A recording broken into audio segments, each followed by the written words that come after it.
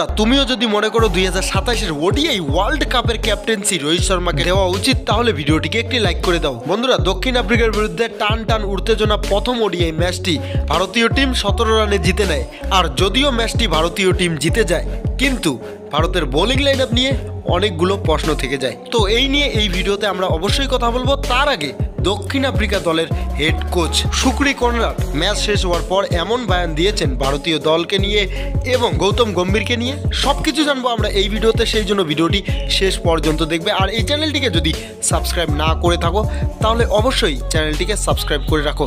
তো বন্ধুরা প্রথমে ম্যাচের কথা বললে দক্ষিণ আফ্রিকা দলের ক্যাপ্টেন অ্যাডাম মার্কারম টসে জিতে ফিল্ডিং করার সিদ্ধান্ত নেয় আর ব্যাট করতে আসে ভারতের দুই ওপেনার যশস্বী জয়সওয়াল এবং রোহিত শর্মা।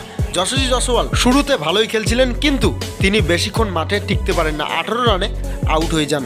তারপর ব্যাট করতে আসে ভারতের বিধ্বংসী ব্যাটসম্যান বিরাট কোহলি।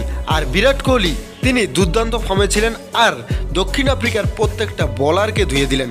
হ্যাঁ বন্ধুরা, মার্কো অ্যানসন থেকে শুরু করে নান্ড্রে বার্গার তাদের রাতের ঘুম উড়িয়ে দিয়েছে এই বিধ্বংসী ব্যাটসম্যান। বিরাট কোহলি যেইভাবে ব্যাট চালাচ্ছিল মনে হচ্ছিল এটা ওডিআই ক্রিকেট নয়, টি-20 ক্রিকেট চলছে। বিরাট কোহলিকে দক্ষিণ আফ্রিকার কোনো বোলার আটকাতে পারছিল না। কিন্তু অন্যদিকে রোহিত শর্মা 57 রানে আউট হয়ে যান আর বিরাট কোহলি থামার কোনো নামই নিল না। তিনি 102 বলে তার সেঞ্চুরি পুরো করেন।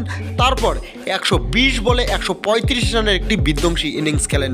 আর তার সাথে কেএল রাহুল 60 রানের ইনিংস, রবীন্দ্র জাদেজা 20 বলে 32 রানের একটি বিধ্বংসী ইনিংস খেলে দক্ষিণ আফ্রিকাকে টার্গেট দেয় 350 রানের।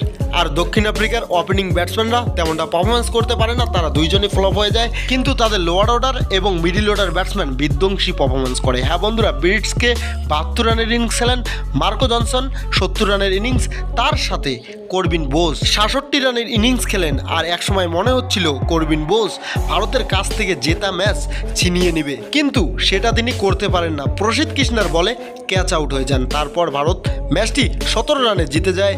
আর ম্যাচ শেষে দক্ষিণ আফ্রিকা দলের হেড কোচ শুকরি কনরাড প্রেস কনফারেন্সে এসে এমন বয়ান দেন যা শুনলে আপনি অবাক হয়ে যাবেন। তিনি বলেন, আমি হতাশ, আমাদের টপ অর্ডার ব্যাটসম্যানরা তেমনটা পারফরমেন্স করতে পারেনি। 11 রানে এক সময় 3টি উইকেট আমরা হারিয়ে ফেলেছিলাম।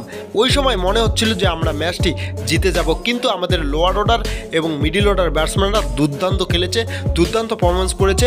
আর এক সময় মনে হচ্ছিল করবিন বোস ভারতের কাছ থেকে ম্যাচটি ছিনিয়ে নেবে, কিন্তু শেষে তিনি ব্যর্থ হয়েছেন। কিন্তু একটি প্লেয়ারের জন্য আমরা ম্যাচটি হেরে গিয়েছি, সেটা হচ্ছে বিরাট কোহলি। আর টেস্ট সিরিজ জেতার পর আমি যেই বয়ান দিয়েছি সেই বয়ানের জন্য ভারতবাসীর কাছে আমি ক্ষমাপ্রার্থী। আর ভারতীয় টিমের হেড কোচ গম্ভীরকে একটি জায়গায় ধ্যান দিতে হবে, সেটি হচ্ছে তাদের বোলিং লাইন আপের মধ্যে। বোলিং লাইন আপ ভারতের খুবই দুর্বল। ওয়ার্ল্ড ক্রিকেটে ভারত একটি বিশাল বড় টিম, আর এই টিমের বোলিং লাইন আপ যে এমন সেটা মানার যোগ্য নয়। আর আমাদের প্লেয়ারেরও অনেক ভুল হয়েছে এই ম্যাচে, সেই ভুলগুলো আমরা শোধরানোর চেষ্টা করব। আর বাকি 2টি ম্যাচ জিতে আমরা ওডিআই সিরিজ জিতবো। তো বন্ধুরা, এই বয়ান দিয়েছেন দক্ষিণ আফ্রিকা দলের হেড কোচ শুকরি কনরাড। তার বয়ান আপনার কেমন লাগলো সেটা অবশ্যই আমাদেরকে কমেন্টে জানাবেন। তো এটাই ছিল ভিডিওটি শেষ পর্যন্ত দেখার জন্য আপনাকে অনেক ধন্যবাদ।